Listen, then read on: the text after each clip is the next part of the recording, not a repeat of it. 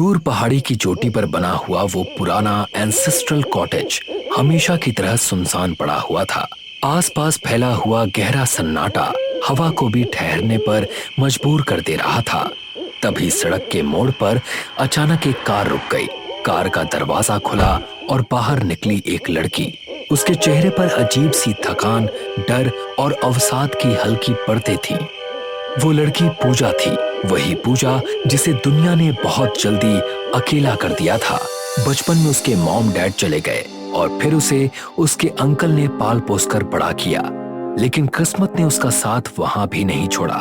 उसे बड़ा करने वाला वो अंकल भी कुछ साल के बाद इस दुनिया को छोड़कर चला गया। इसके बाद पूजा की दुनिया बस उसके दोस्त थे और उनमें सबसे करीब थी तान्या। तान्या की मौत ने पूजा को भीतर तक तोड़ कर रख दिया था। वो मन की शांति के लिए अपने इसी एंसेस्ट्रल कॉटेज में कुछ दिन अकेले बिताने आई थी, वही जगह जहां उसका बचपन बीता था। पूजा धीरे धीरे कदमों से घर के मुख्य दरवाजे तक पहुंची। वो अंदर गई। चुपचाप अपना बैग रखकर वो अपने पुराने कमरे में चली गई और बिस्तर पर बैठकर आंखें बंद कर ली। तान्या की यादें उसके भीतर पिघलने लगी। कब वो रोते रोते नींद में खो गई, उसे खुद भी पता नहीं चला। रात के लगभग 12 बज रहे थे। बाहर बादलों की गड़गड़ाहट पहाड़ी की खामोशी को चीर रही थी। तभी दरवाजे पर दस्तक हुई। एक भारी ठंडी आवाज जिसने पूजा की नींद को चीर कर उसे झकझोर दिया। उसने हड़बड़ाकर आंखें खोली। वो खुद से बुदबुदाई, इतनी रात के यहाँ कौन आ सकता है? पूजा बिस्तर से उठी। हवा ठंडी थी और खिड़की पर टपकती बारिश की बूंदें उसके कदमों के साथ अजीब सा संगीत बनाने लगी। वो धीरे धीरे दरवाजे की ओर बढ़ गई। जैसे ही उसने दरवाजा खोला, उसके सामने नकुल खड़ा था, बारिश में भीगा हुआ, सांसें तेज, आंखें थोड़ी घबराई हुई। पूजा, मैंने और एंडी ने तुम्हें कहाँ नहीं ढूंढा। जब तुम कहीं नहीं मिली तो मुझे यकीन हो गया कि तुम अपने एंसेस्ट्रल हाउस में ही होगी। बारिश की ठंड पूजा की हड्डियों तक उतर रही थी। वो एंडी को घूरती रही, लेकिन कुछ बोल ना सकी। कुछ ही देर बाद बिना किसी के समझाए नकुल अंदर आ गया। पूजा चुपचाप अपने रूम में आ गई। पूजा बिस्तर पर बैठ गई। नकुल धीरे धीरे उसकी ओर बढ़ा और तभी पूजा ने उसकी ओर देखा और वो चीख पड़ी। नकुल का चेहरा अब सामान्य नहीं था। उसकी त्वचा ढीली पड़ चुकी थी, गाल का मांस नीचे लटक रहा था और आंखों से खून बह रहा था। पूजा डर से पीछे हट गई। पूजा कांपती हुई बोली, कौन हो तुम? मैं तुम्हारा दोस्त हूँ, तुम मुझे भूल गई? पूजा चीख कर बोली। नहीं, तुम मेरे दोस्त नहीं हो, तुम जरूर कोई शैतान हो। नकुल अचानक एक अजीब, बेहद खौफनाक हंसी हंसता हुआ बोला, तुम कह सकती हो कि मैं शैतान हूँ, लेकिन डरने की जरूरत नहीं है। हम तुम्हारे साथ ही हैं और मत भूलो, हमारी ये हालत तुमने ही की है। पूजा 2 कदम पीछे हटकर कमरे से बाहर पागलों की तरह दरवाजे की ओर दौड़ी। तभी डोरबेल बज उठी। पूजा ने कांपते हाथों से दरवाजा खोला और उसके सामने एंडी खड़ा था। पूजा उसके गले लगकर रो पड़ी। अच्छा हुआ तुम आ गए, नकुल को पता नहीं क्या हो गया है। एंडी उसे धीरे से अलग करता हुआ बोला, पूजा तुम क्या कह रही हो? नकुल आया, उसका चेहरा भयानक हो गया। लेकिन तुम्हारे घर में तो कोई नहीं है, तुम अकेली हो ना? नहीं एंडी, मैं सच कह रही हूँ, नकुल आया था, मेरा हर शब्द सच है।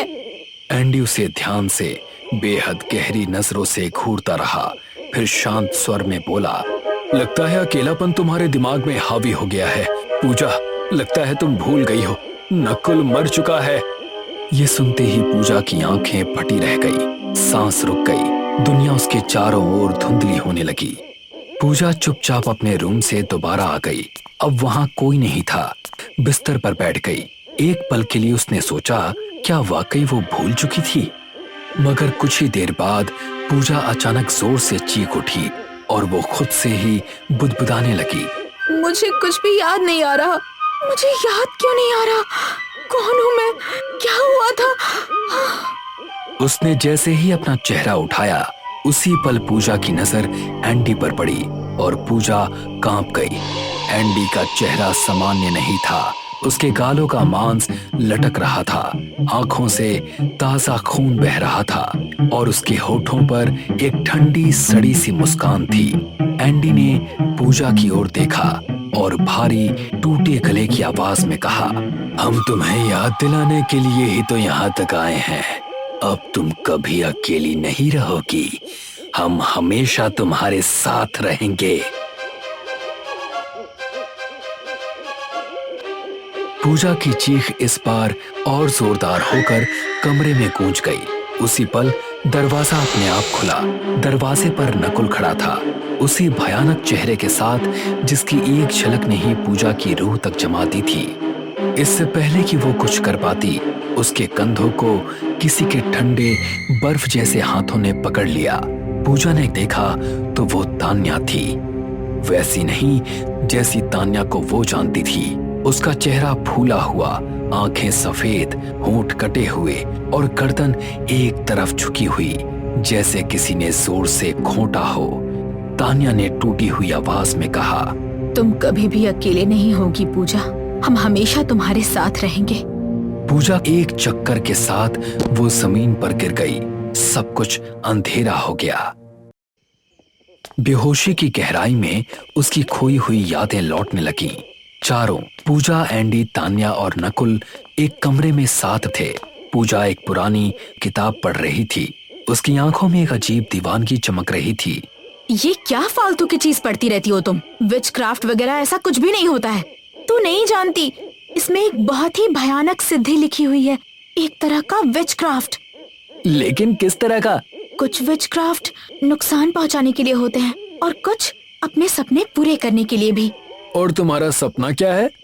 जब मैं छोटी थी तो माँ और पिताजी मुझे अकेला छोड़कर चले गए। फिर अंकल ने ही मुझे पाला। अब जैसे कि तुम तीनों मेरे दोस्त हो, कुछ समय बाद तुम सबकी शादियाँ हो जाएंगी और तुम सब भी मुझे छोड़कर चले जाओगे। कमाल है पूजा, शादी तो तुम्हारी भी होगी, लेकिन मैं कुछ ऐसा चाहती हूँ कि चाहे कुछ भी हो जाए, हम चारों दोस्त हमेशा साथ रहें, हमेशा। उसने किताब खोली और कहा, चलो इस विच क्राफ्ट को पूरा करते हैं, देखते हैं आखिर ये किताब में ही लिखा गया है या हकीकत में भी है। एंडी, तान्या और नकुल ने बहुत समझाया पर पूजा नहीं मानी। कुछ मिनट के बाद कमरे को अंधेरा कर दिया गया। बस एक मोमबत्ती जलाई गई। चारों ने हाथ पकड़े, पूजा ने आंखें बंद की और किताब में लिखा मंत्र पढ़ने लगी। शब्दों के साथ माहौल बदलने लगा। हवा भारी हो गई, मोमबत्ती की लौ कांपने लगी और फिर अचानक मोमबत्ती से काला धुआं उठा, बहुत तेज। वो धुआं सीधे पूजा की आंखों में समा गया। पूजा की आंखें सफेद हो गईं। पूजा, तुम्हारे चेहरे को क्या हो गया? पर पूजा अब पूजा नहीं थी। वो बिजली जैसी तेजी से तान्या के गले पर झपटी और कुछ ही पलों में तान्या ने आखिरी सांस ली।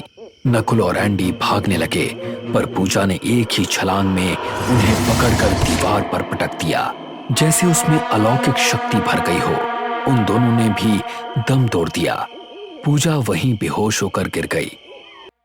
कुछ देर बाद जब उसे होश आया तो उसके सामने तीनों दोस्तों की लाशें थीं। पूजा फूट फूट कर रोने लगी। ये क्या हो गया?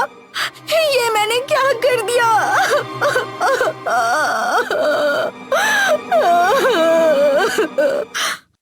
उसी क्षण तीनों लाशें झट से उठकर खड़ी हो गईं। चेहरे सड़े हुए, आंखें सफेद, शरीर तना हुआ और एक वहशी मुस्कान। तुम्हारा विचक्राफ्ट पूरा हो गया। अब हम सब हमेशा साथ रहेंगे। हम इस दुनिया में होकर भी नहीं हैं, लेकिन तुम जिंदा रहोगी और कभी भी अकेली नहीं रहोगी। पूजा चिल्लाती हुई कमरे से बाहर भागी, पर उस रात से उसकी दुनिया कभी पहले जैसी नहीं रही। पूजा होश में आई, आंखों से आंसू बहने लगे और उसके सामने उन्हीं तीनों के भयानक चेहरे वापस खड़े थे। तुम्हें सब याद आ गया? तुमने ही हम तीनों को मारा था। हम तुमसे अलग कैसे रह सकते हैं?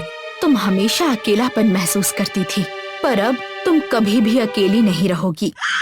पूजा की चीख आखिरी बार कमरे में गूंजी। उसकी आंखें उलट गईं और वो अचेत होकर जमीन पर गिर गई, जैसे उस शरीर में अब कोई जीवित आत्मा बची ही ना हो। वो जिंदा होकर भी शायद जिंदा नहीं थी, और दोस्तों के साथ होते हुए भी वो अब सबसे ज्यादा एकाकी थी।